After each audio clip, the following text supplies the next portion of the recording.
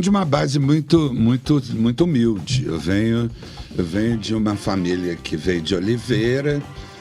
Meu pai trabalhava na rede ferroviária, seu Olavo, Dona Geralda. Então, eu venho de uma base muito humilde, muito simples.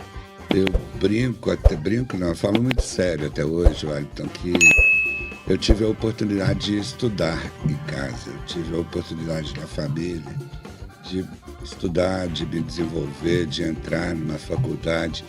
E quando jovem, muito jovem, às vezes eu olhava para meu pai, que era motorista de táxi, foi 40 anos motorista de táxi, eu falava assim, pô, coitado do meu pai, ele não sabe nada. Quando eu tinha a primeira faculdade, eu olhava, coitado do meu pai. Meu pai não sabe de nada. Alguns anos depois ele morreu, eu já quase a terceira faculdade, terceiro diploma. Quais foram as suas faculdades? Eu fiz Química, Administração de Empresas e Gestão de Negócios. Quando ele morreu, foi aí que eu vi que eu perdi um sábio, um amigo sábio. E até hoje os ditados deles, as frases dele, são as frases que me movem a vida, que movem eu estar falando dos meus negócios, são o que ele, aquele homem humilde, falava da vida, mostrava, e para tudo ele tinha um ditado. Então eu vim desse berço. Você lembra de algum ditado dele? E diversos. Passarinho que anda com João de Barro vira servente pedreiro. Essa é boa. Ele tinha os ditados e que se encaixava perfeitamente as situações que estava vivendo em cada momento da vida. Então, ele não tinha um vocabulário muito forte, ele usava dos ditados para ele poder comunicar a experiência da vida contra aquele problema que a gente, filho, levava para ele ou que estaria vivendo no momento. E com isso eu comecei minha vida profissional, minha vida de trabalho muito cedo. Aos 12 anos de idade eu ajudava ele trabalhava com táxi e tinha um pequeno aviário de ovos, porque ele veio de Oliveira, tinha amigos lá que mandavam caixas de ovos. Então, de madrugadinha, chegava o trem aqui na Central do Brasil, na rede ferroviária, a gente pegava lá por volta de 4 horas da manhã, levava para uma garagem, que era onde ele alugou perto da rede, e escolhia os ovos ali. Era uma caixa uma caixa mesmo de madeira, com uma luz lá dentro e um buraco. Então a gente punha o ovo ali. Quando o ovo está choco, ele fica escuro.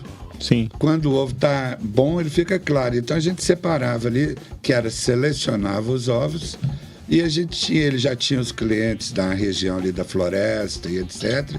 E antes das 6 da manhã a gente já distribuía esses ovos na casa, e eu fiquei nisso até meus 14 anos ajudando ele a fazer isso. Além do trabalho do táxi. Além do trabalho do táxi. Ele fazia isso até lá pelas 7, 8 horas da manhã, de 4 às 8 da manhã. Ia para o táxi e depois eu ia ajudar em algumas outras coisas. Lavava carro perto de onde era ponto dele, ali na Sapucaí. E fui levando a vida e surgiu o primeiro trabalho antes dos 17 anos. E com os meus 22 eu entrei para a Texaco, que é uma multinacional, e nela eu cheguei assistente do presidente mundial da empresa lá nos Estados Unidos. Essa é a minha vida. Calma, tem muita coisa aí. Calma que tem muita coisa aí. Nós vamos ter que... São muitas informações aí que a gente tem para falar um pouco. A primeira graduação sua foi administração... Química. Foi química? Foi química. A química que colocou você na Texaco? Foi a química que me levou para ser vendedor técnico da Texaco, para vender lubrificantes e todos os distribuidores de petróleo. Ela tem 2 áreas. Ela tem uma área que são postos de gasolina e ela tem uma área que são consumidores diretos. Então, você transportador, a WA Express, a WA, se for amanhã na Shell, na Esso, na Ipiranga, ela vai propor que coloque uma bomba de diesel para você lá na sua oficina, que monte um lubrificador que te ajude na lubrificação no controle de manutenção dos seus carros. essa área de todo mundo que compra para consumo próprio numa empresa de petróleo é a área de consumo. Foi onde eu entrei na Texaco. E tem a outra área que é muito visível, que é todo mundo que compra para revender o produto de petróleo, que você conhece muito, o posto. Então, hoje nós temos na sua área, eu tenho orgulho de ter clientes como, por exemplo, o Posto D'Angeles, no norte de Minas.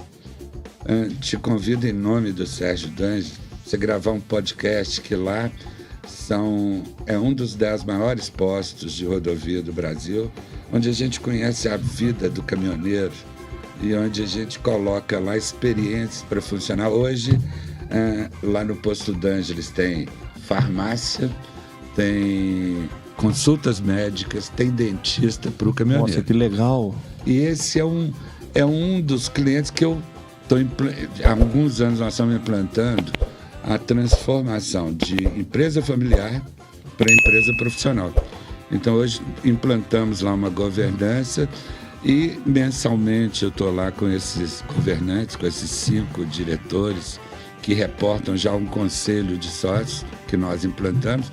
E lá é um lugar que você vai viver o motorista onde ele vive a vida. Onde, por exemplo, tem casa... para você ter ideia, o cliente desse Posto D'Angeles, a 200 quilômetros do posto, ele tem socorro 24 horas do posto, com carro do posto, com mecânico, com tudo mais.